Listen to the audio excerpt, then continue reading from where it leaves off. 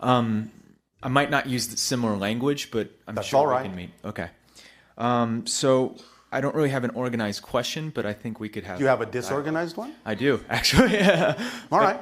So just let me know if I'm off, but this is what I've gathered so far. All right. In this human experience. By the way, Yes.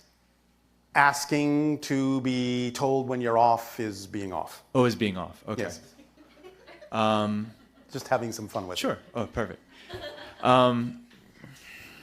So how I feel it is that it's all one infinite consciousness, and we're appearing within that. Well, in a sense, yes. And Because that- there is nothing outside of it. And it's like a dream, like God's dream, Yes. Source's dream. Yes. That doesn't remove your autonomous nature because you're a co-dreamer. Okay, so Yes. there is an individual essence within that ultimate. Yes. If you're standing in a hall of mirrors, don't you see different reflections? Yes. Well, they're all reflections of you, but nevertheless, they're still individuated, even though they're all reflections of you. Of the one. Yes. Yeah. So, same idea. So is there an actual individual autonomous, you can say, soul that is reincarnating in different realities? Or is it the one infinite consciousness? Like once me, what I view as me, once myself is done, is Done it just with what? another? Done You mean with as the this- physical experience? No. As with this particular dream of The that I'm- physical experience. The physical experience. You're having this life, you mean?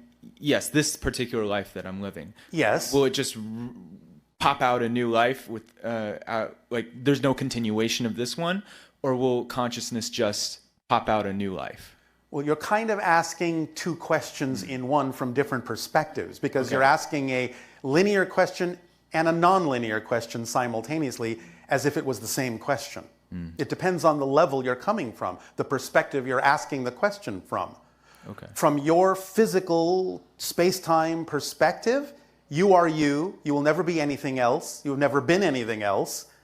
But there are an infinite number of parallel versions of this life that many people might recognize as quote-unquote you that are not actually you. But from a higher level, from, let's say, the oversoul level, Okay. the oversoul is having all of those incarnations simultaneously, all at once, and recognizes itself as having that life, having that life, having that life, having that life. Now, you can create the effect that you call reincarnation, but it's just an effect. It's a perspective effect because all things exist at once, including all those other people. All exist now.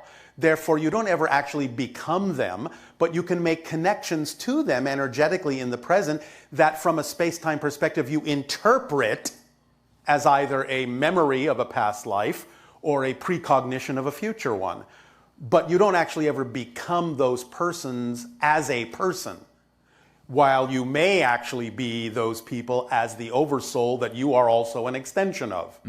So it depends on what level you're asking the question from that gives you a different answer. Right. Does that make sense? Absolutely. So my interest has always been in self-realization, enlightenment, Yes. God realization. Yes, well, And- self-realization is what consciousness is. right, realizing what you actually are. In other words, it's not even that complicated. Oh, okay. In other words, you have no sense of self if there is no sense of an other. Do you follow? Yes. So the idea is that the reflection is what creates self-awareness. Without the reflection, there is no self-awareness. There is no expression of consciousness. Because you see, the one, the unbroken one, has no self-awareness. But the first reflection of itself to itself is where consciousness and awareness come from. And that's what we call all that is. It's the, shall we say, portion of the non-experiential, non-aware one that is actually aware of itself as everything. But that requires a ripple, a reflection of itself back to itself, so that it creates a sense of an other that gives it its sense of itself. Yes. A And reflection. that is the basic idea of consciousness and awareness. Wow. So Yes. would you, okay. So let's talk about death. Yes. You elaborated on it earlier. but could you elaborate it more? Like what the transition, is there a memory of like, I mean, infinity, like if this soul has lived thousands, millions. From a linear lives, perspective, okay. because remember, everything exists all at once. Absolutely. Time is subject to existence. Existence is not subject to time. Existence just is. And if you are part of existence, I assume you are, or I'm talking to myself, Absolutely.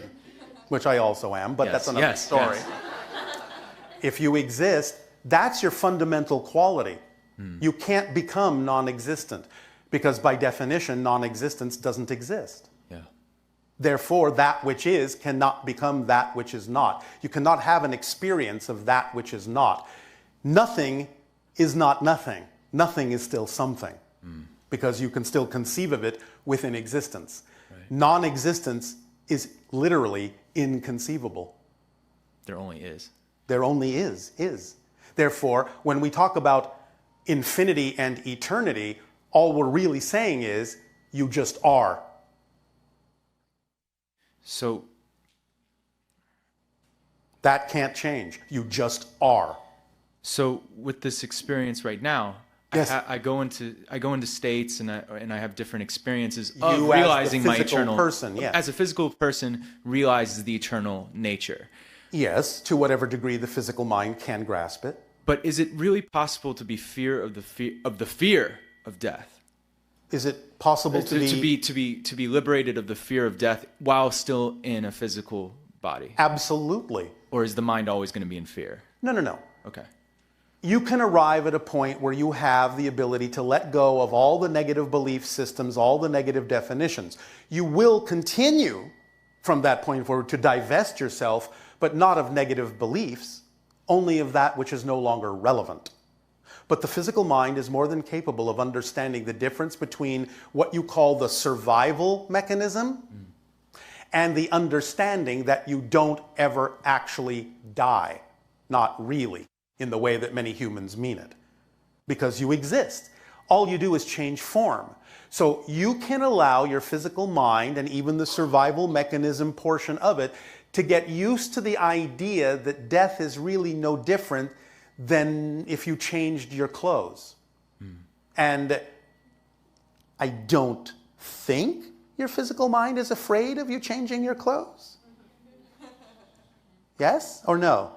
I think the mind is attached to its sense of... But the mind is your creation. So it's you creating the mind. Yes. Ah, there we go. That's amazing. Okay. Yeah. Wow. Okay. Because remember, you're just channeling your personality. This is only a portion of you. You're dreaming that you're not in spirit, but you are. That's your natural state. This is just a dream that you're having in spirit. So with your race, yes, did you? I take it you're all self-realized, obviously, self-realized, enlightened, God-realized, whatever you want to call it. We call it being Sasani. Being Sasani. So is it no longer that? I guess that's of no more importance because so many people here on Earth are trying to reach God. The experience of God is so important to some people. We have arrived at a point in our evolution where it's not a relevant choice. It's not a relevant choice to be afraid. Oh, to be afraid. Oh, what I meant was, so because you know what you are. Yes. And you know you are the all that's the one and the one that's the all. Yes. You have switched your focus on something more feel like it feels good, like yes. manifesting desire. But that's what we mean by what we said. Okay. The opposite is no longer a relevant choice. We validate it as an equal choice, but it's not relevant for who we know ourselves to be anymore. In the same way that certain things you experienced or chose to do as a child are simply no longer relevant for you. Right. Yes? Right. You're not afraid of them. You recognize that those are valid choices, but they're not relevant for you as an adult.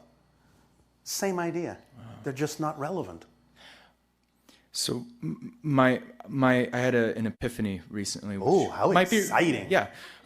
Is because I kept wondering, how is it that if we're all living on the same planet, but then You're not. you're saying you're not. Yeah. So then I was like, well, no, the only way that it's possible that everyone starts seeing synchronicities based on them, Yes. it would mean that there is no physical reality. There isn't. Yeah. And it's appearing within this, it's appearing in 12, like I could say there's 8 billion beings on the planet. There's 8 billion worlds. Yes. Totally a reflection of themselves. Yes. But somehow we're all linked. And most of, I won't say all, most of the 7 billion individuals are not only creating their own world experience, they are also co-creating a place that is called the shared world, so that you can interact from world to world by having this simulation of a shared world that you all think you live on, even though you don't. So we're all contributing to that. You are. It's an orchestration. But on an individual level, if you're peaceful in nature, you're seeing, for your own individual life, not necessarily the world, you're experiencing a peaceful experience. Yes, and you can still have that peaceful experience even though you may have agreed to be able to perceive a shared world in which choices are being made that are not relevant or vibrationally compatible with what you prefer. Now, eventually that will change, because the tracks are spreading farther and farther apart. Your world is splitting into different parallel time streams, in a sense, physically speaking. Therefore, for now, and maybe for several years to come, you will still be able to perceive those that make choices that are not compatible with the choices you would make. But in time, you will no longer see each other. That's why on our planet, there is not even a hint of those kinds of choices. They're simply not relevant for the vibrational frequency of existence that we exist in. Therefore, we see nothing but the kind of choices that are compatible with the reality we prefer in our collective world. Is this making some sense? Absolutely.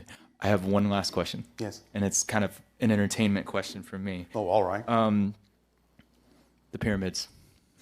Which ones? There are many around your planet. Okay, so as ancient as we could know right now,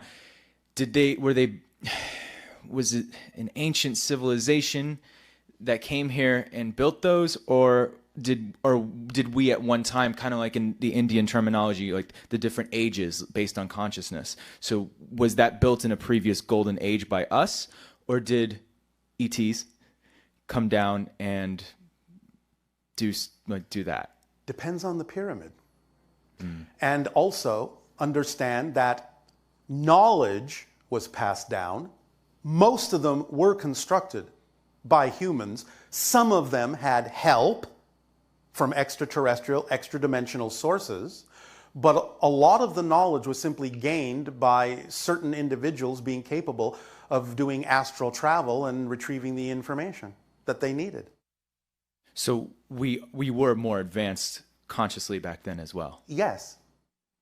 In combination with extraterrestrials. In combination, here and there. It was a mix of things. And somehow we, like in Vedic culture, they talk about we went into a dark age.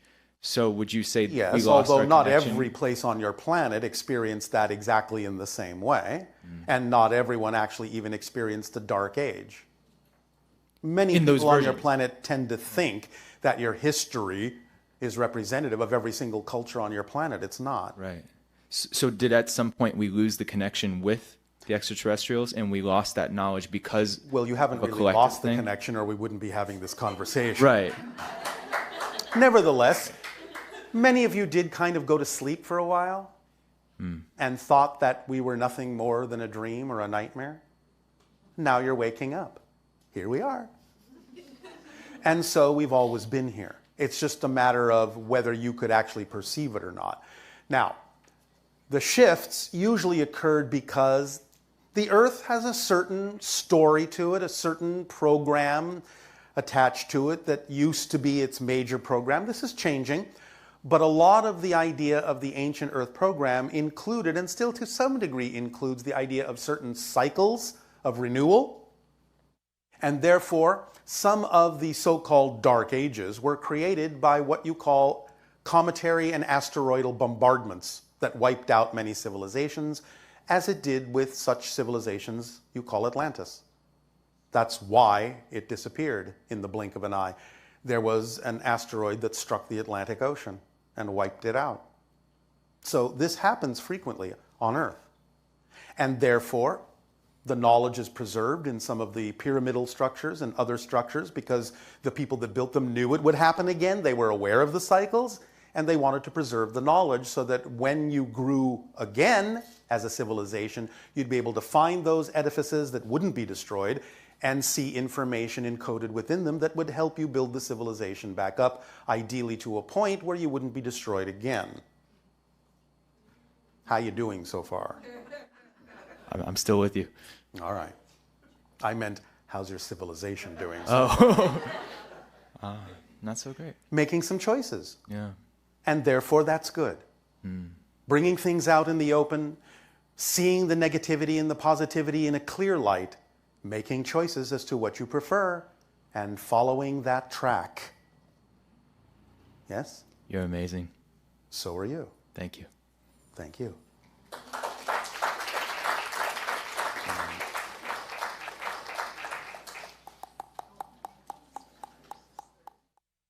Please, all of you, remember, we can't be amazing if you're not. So you must be amazing too, or we wouldn't be, because we are all reflections of one another. The only difference between us, the only difference between us is that we know who we are, and you are waking up to who you are. Good evening, Bashar. And to you, good day. My first question is, how do we raise our vibration frequency so we can shift to the higher dimension besides being positive and grateful? Is that a weird question? It's a question that was already answered a little while ago. Was it? Oh, I wasn't paying attention. I'm sorry. All right. Would you like to hear the answer again? Following the passion? Yes, Okay. to the best you can. And the third part of the answer is no insistence or assumption as to the outcome of the action you take on your passion. Gotcha. That's the whole formula. I gave the instruction manual. There are no more instructions. Remember that conversation? Gotcha. Now, you mentioned earlier that the universe has negative and positive. Of course, every level does. Does that exist in the higher dimensions? Every level does.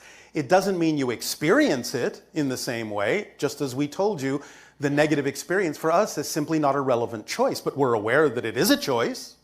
It never disappears. In fact, the paradox is the more aware you become of the positive and the negative. That gives you the opportunity to understand that it's always a choice. Remember when we mentioned that little yin-yang symbol before? Yes. You know how one side is predominantly white and one side is predominantly black, and yet each side contains a dot of the opposite?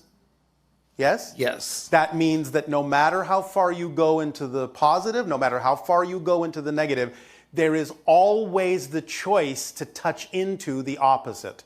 That never leaves.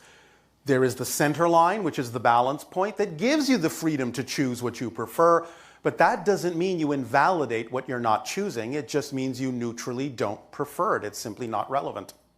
But you don't dismiss it. You don't invalidate it. You can use it to your advantage. This is most often summed up in the little phrase, it's easier to see a candle flame when it's surrounded by darkness. Therefore, the darkness has benefits if you know how to use it to frame and highlight the light. Yes? Yes. Is this helping? Yes. All right. Okay. And Anything else? yes, as a matter of fact, I'm a flight attendant, so I chose to. Does that mean you're often high? No. Well, I chose this profession so I can travel to all these ancient sites like Yes. the How pyramids. exciting. Very exciting. Yes. But But, you mean and? yes. Yes. I have this strong desire also to explore other planets. Go right ahead. Like when I Go right ahead. When I leave this physical dimension. Well, will I you be- do it astrally. Do you mean Okay. physically? Well, maybe physically. I don't know. Oh, you don't know? Well, then not much of a excitement if you don't know. Oh, that's true. Yeah. Well, because I'm a big fan of Star Trek. We understand. So, So let it guide you. oh, okay.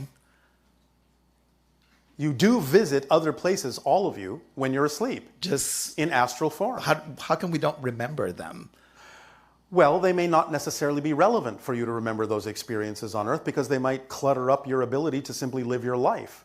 You wouldn't know if you were coming or going. Oh, okay. I see. Gotcha. Yes? Now, you can incorporate more of it, and in fact, the idea of your attractiveness to that particular program is a sign that you are having those kinds of experiences, or you wouldn't be attracted to it. It wouldn't seem natural. It wouldn't seem familiar to you. It wouldn't seem to be representative of the kind of reality that you prefer if you weren't already connected to those realities. So that in and of itself is a cultural symbol that you are bringing more of that down to earth to become part of that so-called union or federation or association or alliance or whatever term you wish to use.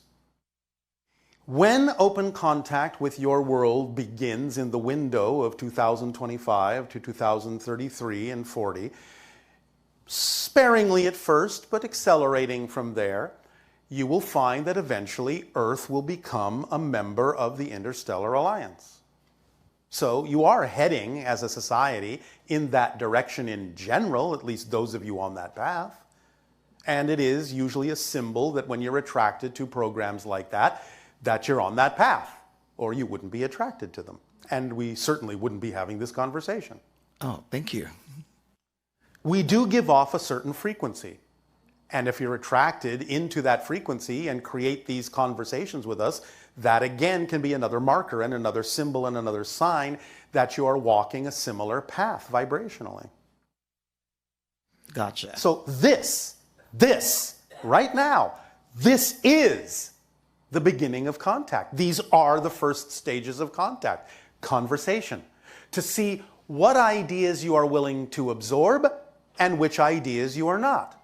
And then we can gauge whether you are more or less vibrationally compatible to continue to accelerate the process of open contact with your civilization. I'm a first contact specialist. This is what I do.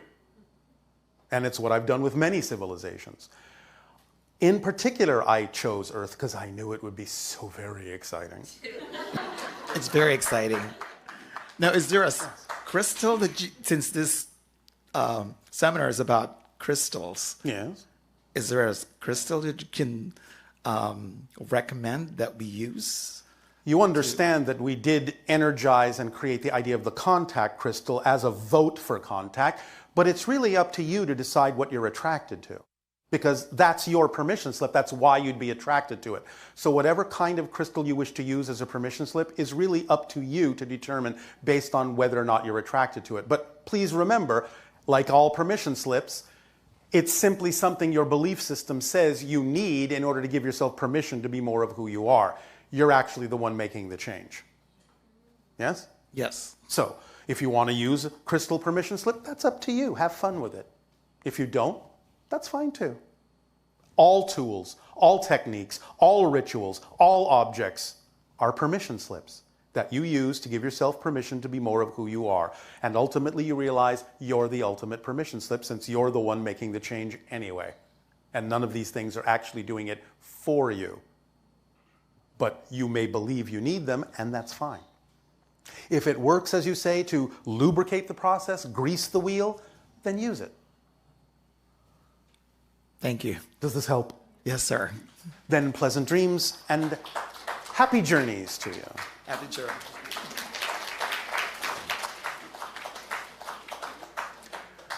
Boldly go.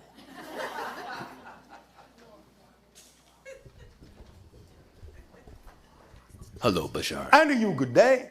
Yes, so my question is, what is your opinion about dimethyltryptamine as well as all other psychedelics placed here on Earth? NM, dimethyltryptamine, DMT, is naturally produced by the pineal gland in your brain, and it is produced in high quantities, usually when you are sleeping, and this is why you have greater access to the astral realms, because it opens up different dimensions to you.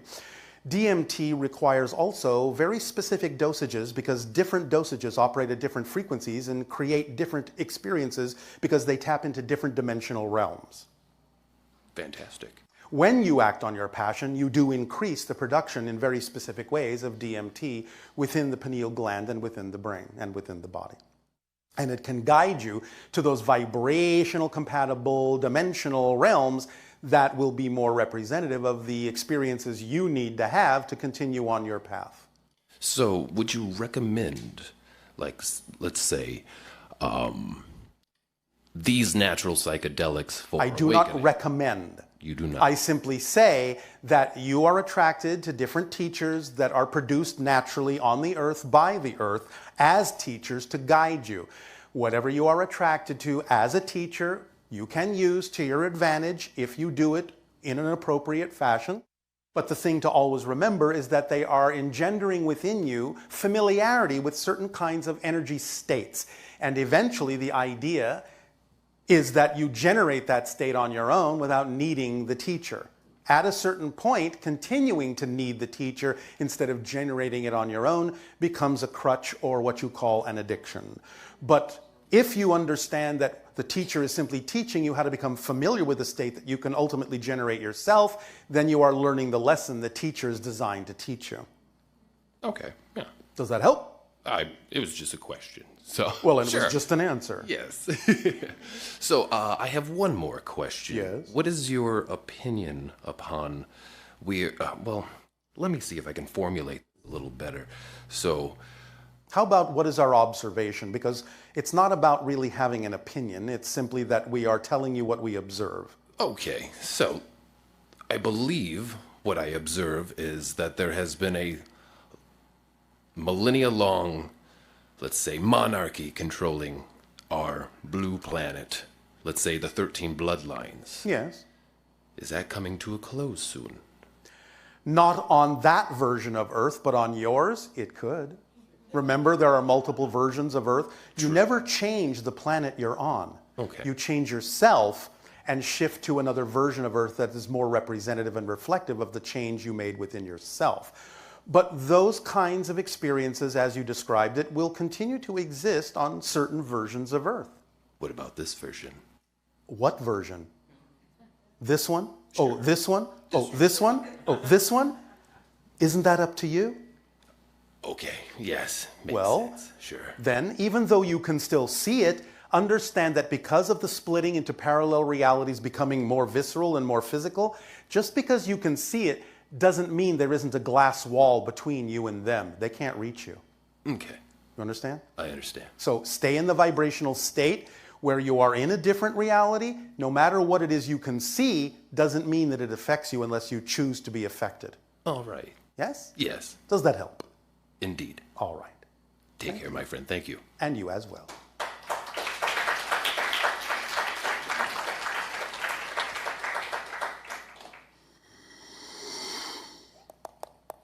Hi, Bashar. And to you, good day. I wanted to ask you if you could elaborate on the connection between Sirius star system and our emotions and emotional streams. Emotions are connected symbolically with the idea of water. The Sirius vibration is also connected to the idea of water. It has the concept of fluidity, the idea of being able to dive deeply into yourself, into your consciousness, and discover the treasures buried below. Sirius is a bright light, the brightest star in your sky, and thus an illumination of the path that is true for you. It is connected telepathically to the dolphins and the whales who commune with the beings of Sirius constantly, and therefore live in the ocean, which is a conductor of that energy much better than the air around you. Visiting the dolphins and the whales and communing with them will also increase your ability to connect to the Sirius vibration and to gain balance and illumination within the emotional body of your being. That's beautiful. Thank you. That came directly from Sirius. Wow. If you could tell the slight difference between the energy there, Yeah. it wasn't typically us. It was an overlay of Sirius energy. Because our mentor and our collective higher self is the non-physical consciousness of Sirius. Amazing. We are all going up the ladder together in a triad. Sirius, Essassani, and Earth. Or should we now say Os, Eshakani, and Inanika, the three elevated names for Sirius, Essassani, and Earth.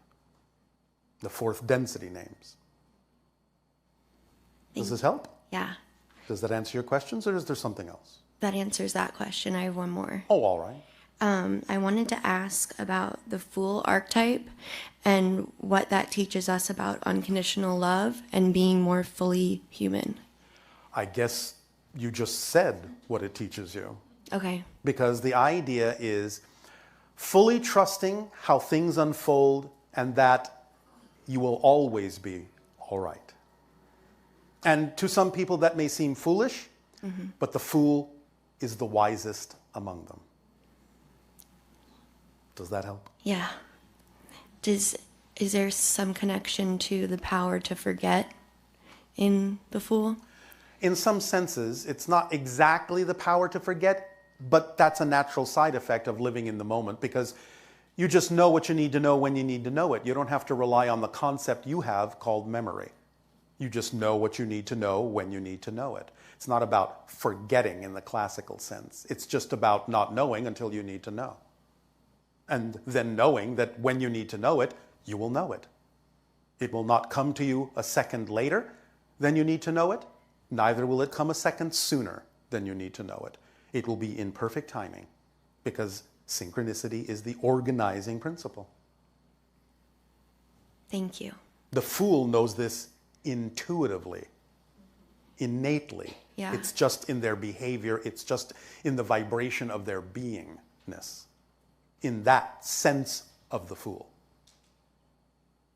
Not someone just being foolish, which is different. Right. So, does that help? It does.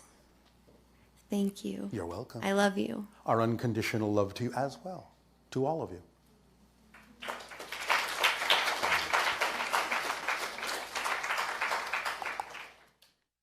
Hello, Bashar. And you, good day. I heard on the radio today that about 51 pilot whales beached themselves in New Zealand. Yes. Can you offer an explanation? Magnetic anomalies shifting in your electromagnetic field confuses them sometimes. But it also gives you people an opportunity to engage with them in a different way. To understand how to balance your world in a different way. Can you elaborate on that? I already have. When you align with your true self, your electromagnetic fields around your body send out electromagnetic bubbles at the speed of light with every heartbeat that helps smooth out, balance, and align the electromagnetic field of the entire planet. So empathizing with those beings, matching frequency with those beings, communing with those beings who may suddenly appear in your realm because of an electromagnetic shift in their orientation, is an opportunity for you to realign the electromagnetic field of your being, and together realign the electromagnetic field of your planet. Colloquially speaking, linearly speaking. Excellent. It's not an accident that you call them pilot whales. Pilot yourself along the correct path that is the correct one for you. You are the navigator. You are the pilot of your reality. That's at least one of the simplest symbols that they represent. By beaching themselves, they're giving you an indication that there is now something out of balance, what you would call pilot error. Pilot error has caused many crashes. Don't crash. Yes? Yes. Does this help? Yes. All right. So- And? Will that pilot error only be relevant to people who are aware of this beaching? No. There are other expressions, other ways of understanding the expression, other ways of interpreting, other ways of applying it. But nevertheless, you're aware of it, so you can use it that way, since it's something that came into your awareness, your reality, since you co-created it for yourself to be aware of. Yes? Yes. It's up to you. Okay. Perhaps it will help you all develop some new zeal for life.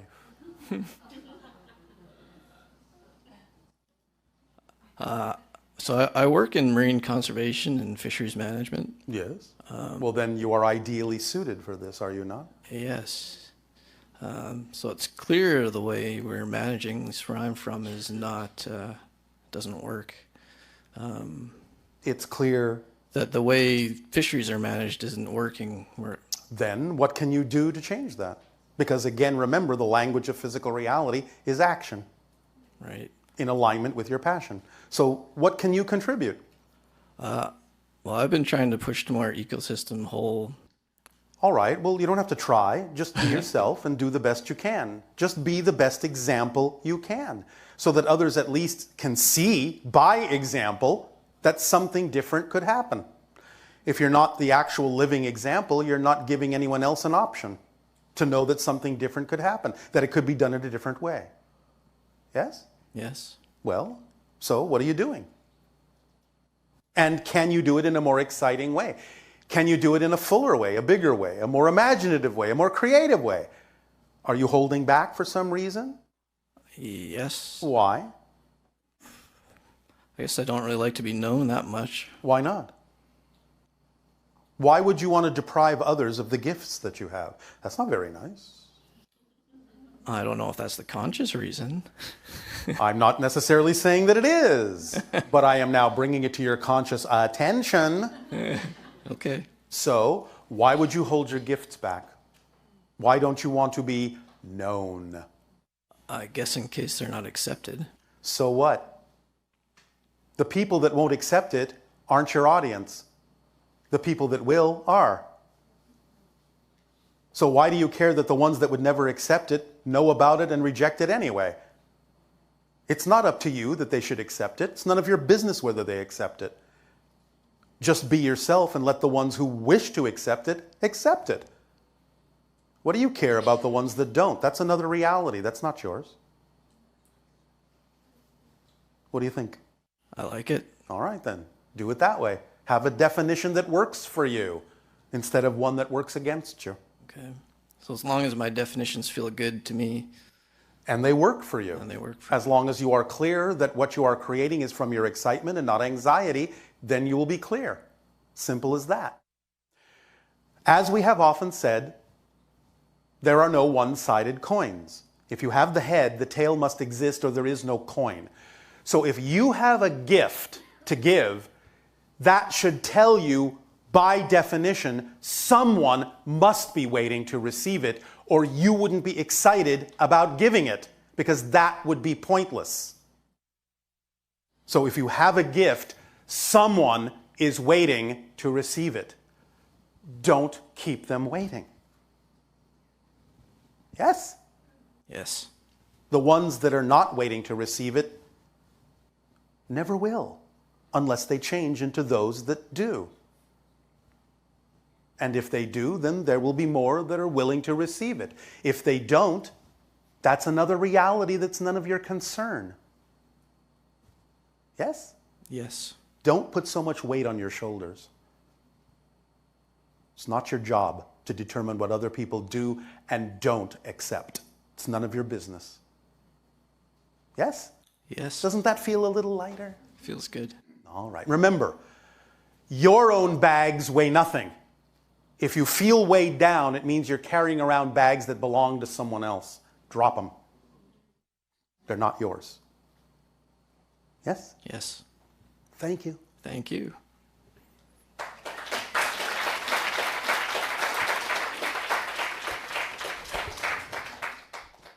Good day, Bashar. And to you, good day. I had a question about people on Earth. Have you met anybody who is a contact specialist like you, but from Earth? That's doing it now? Well, in a sense, because we are channeling through him, Yeah. Okay. it sort of makes the channel a contact specialist. But yes, there are others on your planet that are beginning to develop contact specialities. Okay, because that was brought up for me because of a book called Autobiography of a Yogi. Yes. And in that, the yogi's teacher, his name is Sri Yukteswar, Yes. he talks about going to other planets Yes. and basically doing a contact specialist type of role. Yes. And that was after he transitioned from his physical body. Yes. And he basically came back and described what he was doing after he transitioned. Yes. So do It's you? not that unusual. Yeah, I was wondering if you noticed that very often. From your planet, not that often, but it does occur, Okay. and it is growing.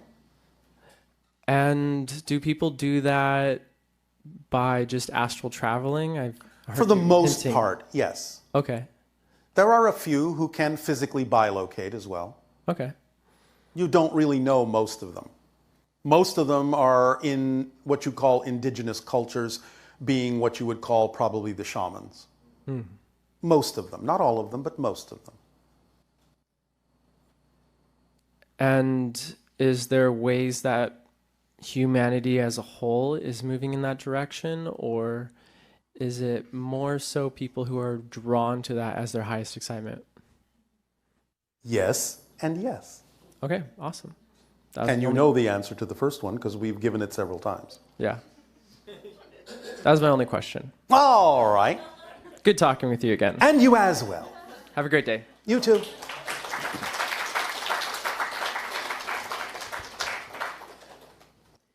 Hello, Tadeo. Nania. So we have a few questions from our Ustream listeners Yes. in the remaining time. Yes. Okay, so the first one is, what exactly is meant by the structure of existence? The 5 laws. You exist. Everything is here and now. The one is the all are the one. What you put out is what you get back, and everything changes except the laws. That's a description of the structure of existence. So it's interesting because these questions are, what is the relation of the structure of existence to the 5 laws? So clearly there's something that's not clear. It is a description. That's the relationship. It's a description in your language of the structure. That's the relationship. And the structure and existence itself is just isness, right? Yes, just isness. But the 5 laws describe what it is structurally, how it is interpreted in the realities that you call your reality and other dimensional levels of reality. That's the interpretation of the structure, is what we call the 5 laws. Now, this would include then the one where it doesn't have self-awareness? No, because there's no awareness, no experience. Right. But it is still subject to the idea of isness. It is the one. This is a description of the one. Its existence itself is the one. There's no difference there. So it's simply the one experiencing itself in a reflective reality. That is The one is the structure of existence. Right. Whether it experiences it or not Right. is irrelevant. So, but the 5 laws, since they describe the experience of Is the existence, all that is level of the one of existence, where it's aware of itself and thus has to express itself in some kind of a structure. Otherwise, there is no reflection. So basically, the structure of existence is isness, and it's also all that is experiencing itself. Yes. And it is the one that doesn't experience itself. Right. Got it. Okay. So the other one was, who decides what I need? How do I find out what I, and not some other power, law, whatever, needs? By following your passion to the best you can with no insistence or assumption on the outcome. Synchronicity will provide you exactly with what you need. Remember, we said there are 7 basic needs to allow yourself to continue to have a physical experience. You need air, otherwise you die very quickly. Yes? Yes. You need water, otherwise you die relatively quickly. Yes? Yes. You need sleep, otherwise you will go insane and die relatively quickly. Yes? Yes. You need food or you will die relatively quickly. Yes, we know there are some exceptions. Don't question us about that. That's another story. You need food or you will die relatively quickly. You need some form of shelter. Now that can be an environment. It doesn't even have to be a house or a building of any kind. If the environment is peaceful enough, supportive enough, comfortable enough, that's shelter. And you need the idea of connection, relationship to something. It doesn't even have to be to another person. It can be to a tree. It can be to the cosmos. It can be to a rock. You need relationship, connection to source, to something. And you need absolute self-expression of your truth. This is the idea of following your passion. These are the needs that you need, and when you have those needs, you will be fulfilled, because those needs describe everything you actually need to experience to have a fulfilling physical life. Therefore, it's self-evident, because synchronicity will bring you what you need. And you will know it, because it's in alignment with your passion and you will feel fulfilled. Okay. All right. I was just deciding what other question to ask you. There's one here that says, if everything is symbolic anyway, what is the difference between a screen memory and something that actually happened? Don't dismiss the idea of symbology as if it's not representative of something that actually has its own autonomous sense of itself as a reality.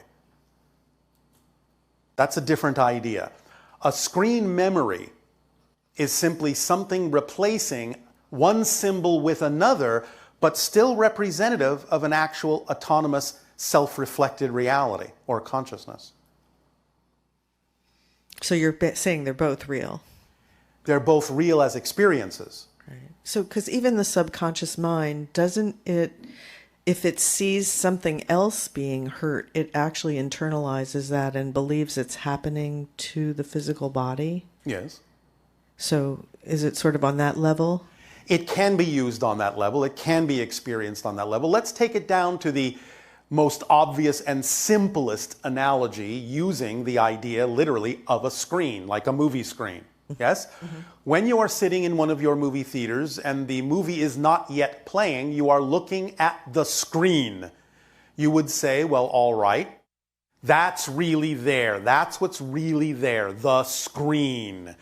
But the screen is also a symbol of a story about to be told.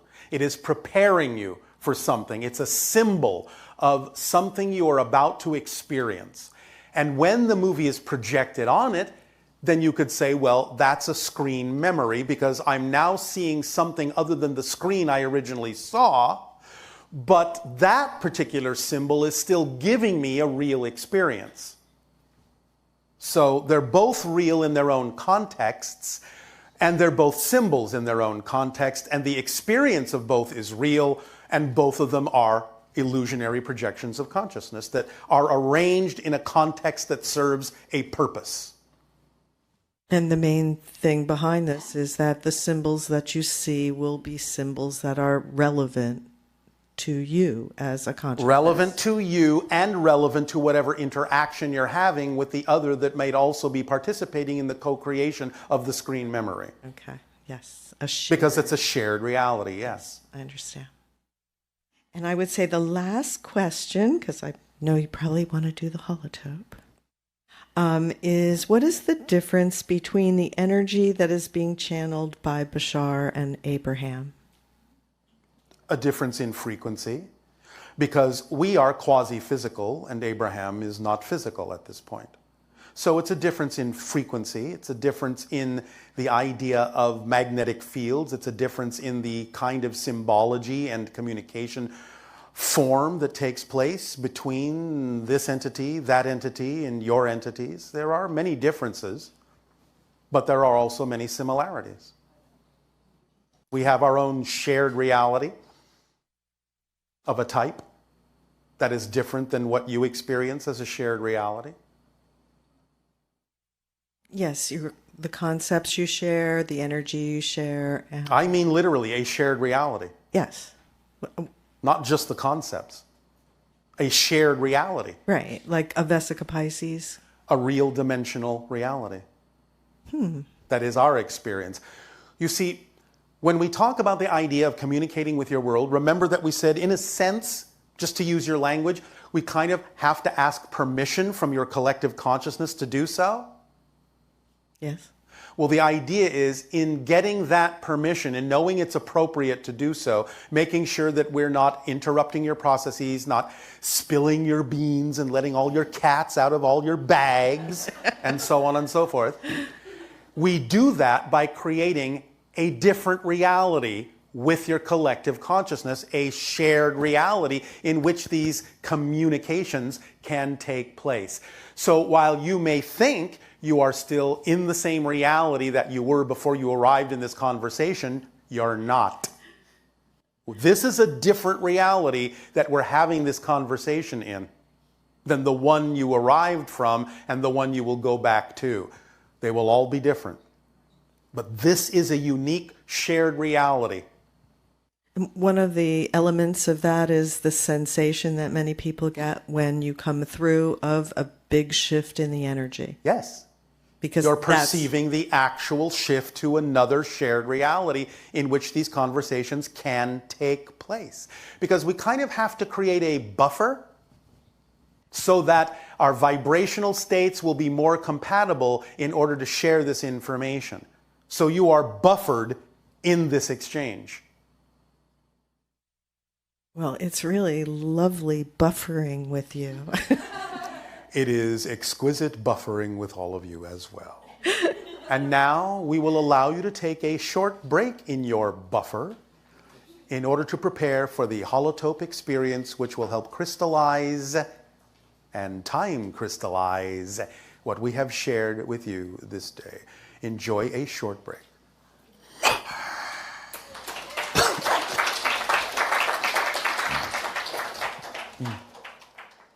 Bashar. And you good day. Nice to be with you. And you as well. I am involved with a group and... How exciting! I know! Very exciting. And we are very interested and excited about extraterrestrial contact. Well, you're having one right now. Yay! So... We are very excited about extra Esasani contact. Yes. Yes. And I'm having one right now, too. Woo! What a coincidence. Isn't that What neat? are the odds?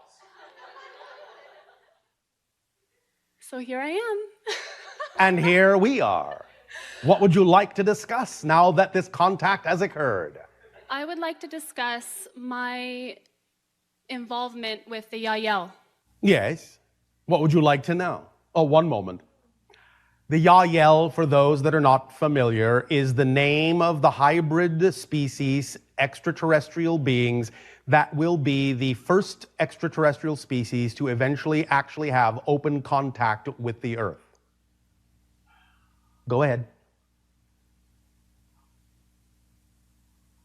You have some specific door you wish to walk through on this subject? Yes, And that would be what? I would like to know if I've had any interactions so far. Yes. I have. Yes.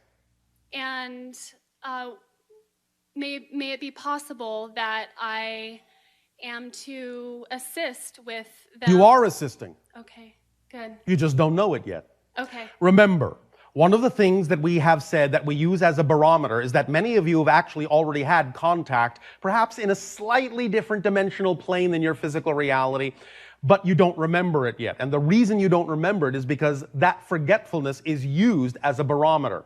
When you start to remember that you've already had contact, whether that memory comes back in the form of an awaking recognition or a dream recognition, doesn't matter. When you start to remember you've already had contact, the rate at which you remember contact has already occurred is a barometer by which we can tell how much readier you are for more contact. You understand? I do.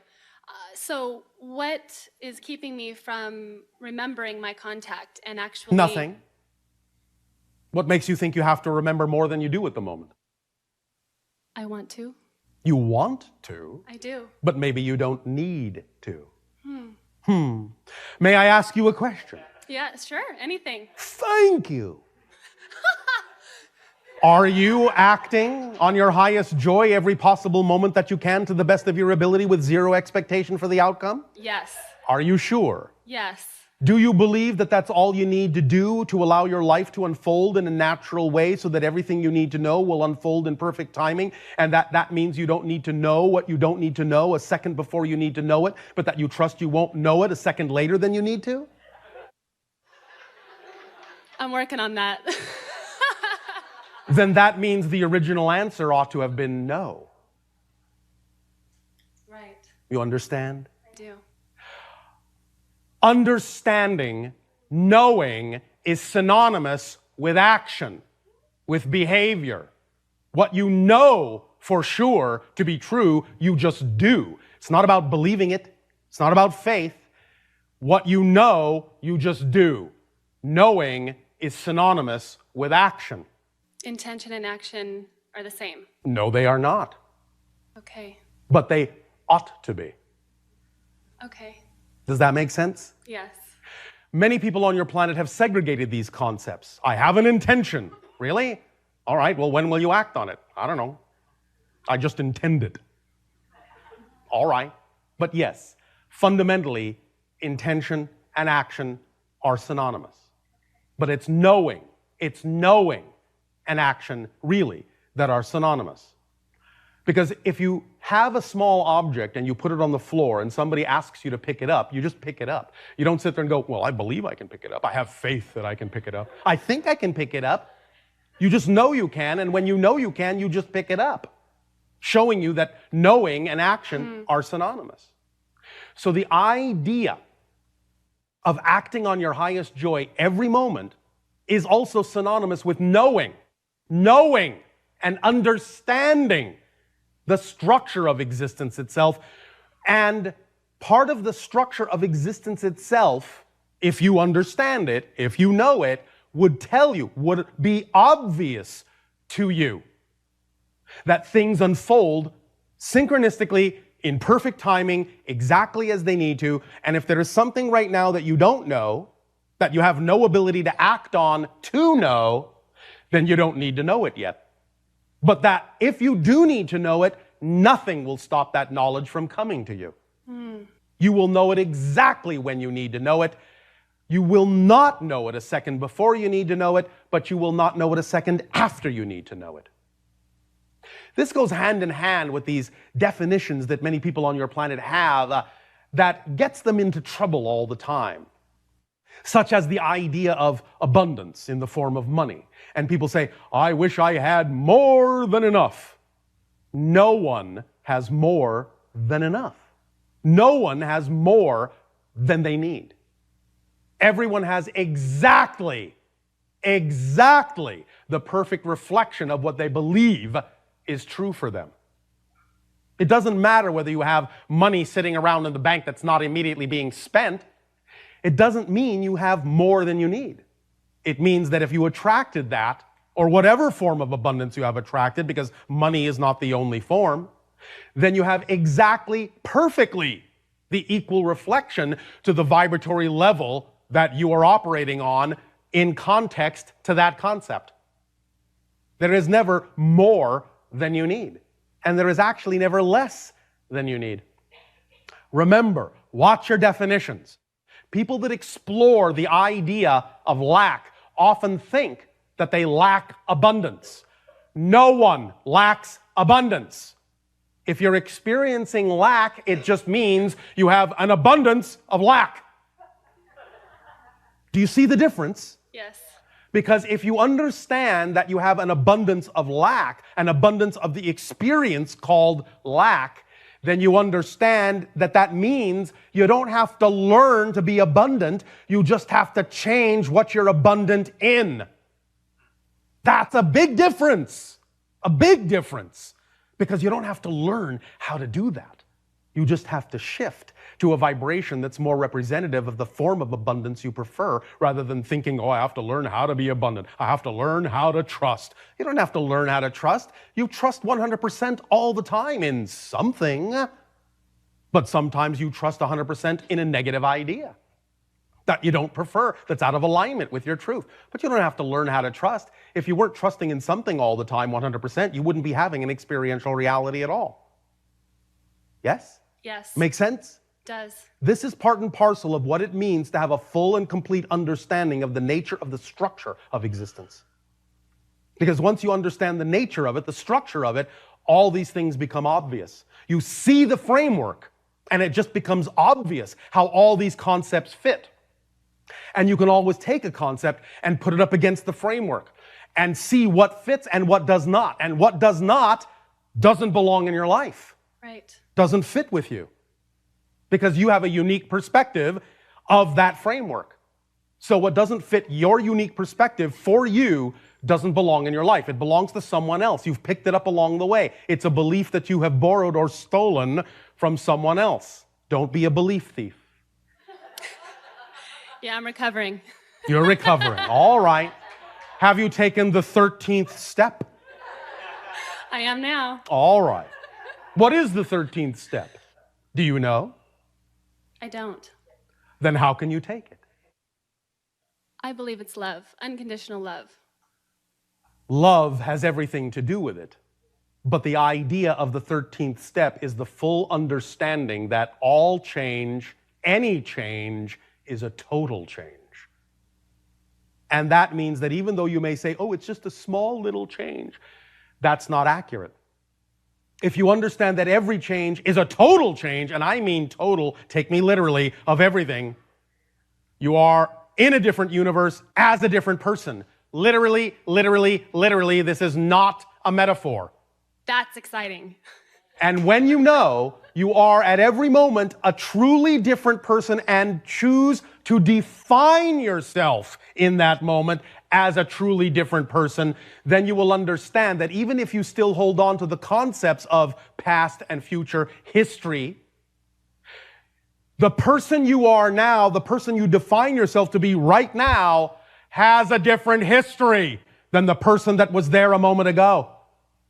And that means, with regard to things like addictions, that if you truly define yourself as a different person and you know that to be true, remember, knowing is synonymous with action, then it's not about the idea that you no longer have the addiction, it's the idea that you never did. You see the difference? I do. And when you know you never did, then of course there's no urge. You never had one. Because you're a person who never experienced that. That's what the 13th step actually means. Are you beginning to get the picture? Yes. Remember that you're shifting literally billions of times per second through parallel reality sequences. Billions of times per second. In fact, shifting your consciousness through billions of static, unmoving, parallel realities per second is actually what creates the side effect you call as time and space and change and movement. Time is the side effect of the shifting of your consciousness through billions of static, unmoving, unchanging parallel realities in the same way a projector light moves through frames on a film strip. You know that no one frame ever moves. You only get the illusion of movement when you run all the frames past the projector light. The projector light is your consciousness. Parallel realities are the frames on the film strip. You move through them, in a sense, or they move through you, billions of frames per second, creating the illusion of space and time and change and movement. But if you understand that, then when you realize you are actually shifting from parallel reality to parallel reality, another version of Earth, another version of Earth, another version of Earth, another version of Earth that is reflective of the vibrational changes going on within you, then you will realize your world actually never changes, only you do. And you just take yourself to another Earth billions of times a second that's simply more representative of the vibrational change you made within your consciousness. Can you wrap your mind around that? Yes, I can. Then you're beginning to get the beginning little inkling of what the true nature of existence really is. When you can really start to wrap your mind around that, when you can really start to viscerally understand and see that structure and how it really exists and how you truly create the reality experience you're having, then all these ideas will be as obvious to you as it is when someone asks you, what color is a red rose? And you say red. Because that's not an opinion, it's an observation. And to us, when we answer these ideas, when we discuss these notions, these concepts, and we give you this information, we are simply looking at the nature, at the structure of existence, and it is as obvious to us as the color of a rose is to you. Make sense? Puts a new spin on perspective, doesn't it? Wow. Oh, well said. Thank you. Thank you.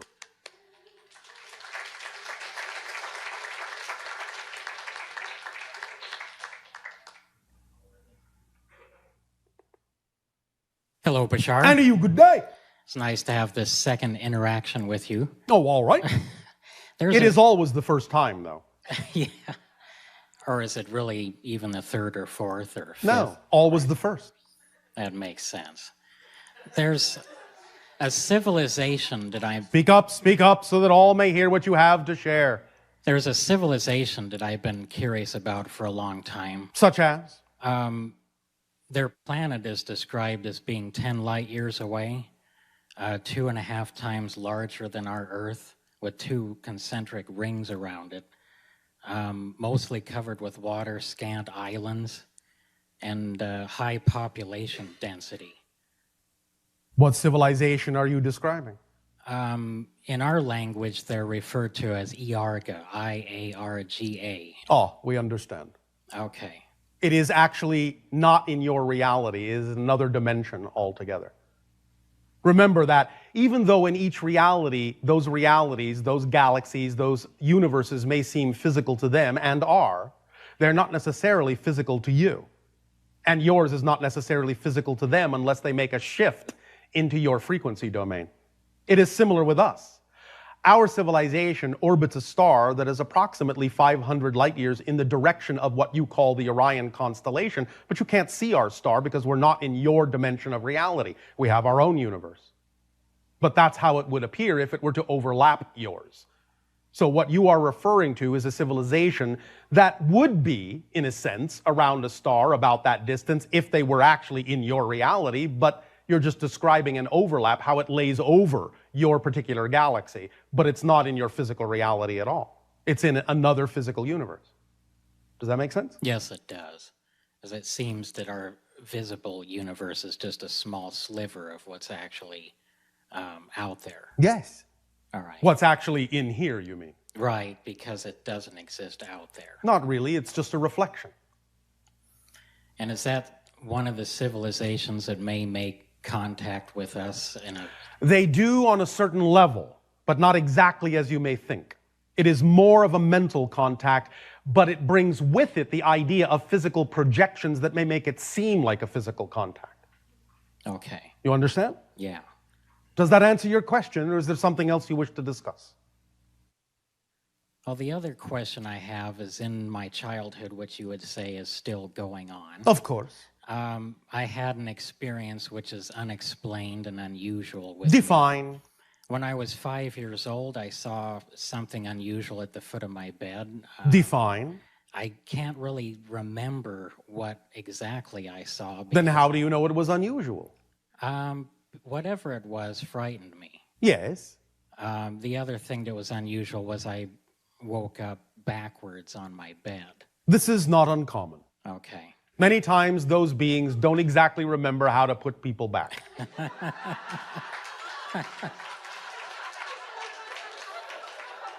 So I had a temporary... However, I am actually being facetious. Because they actually knew exactly what they were doing. Because they created what? A mystery for you. They sure did.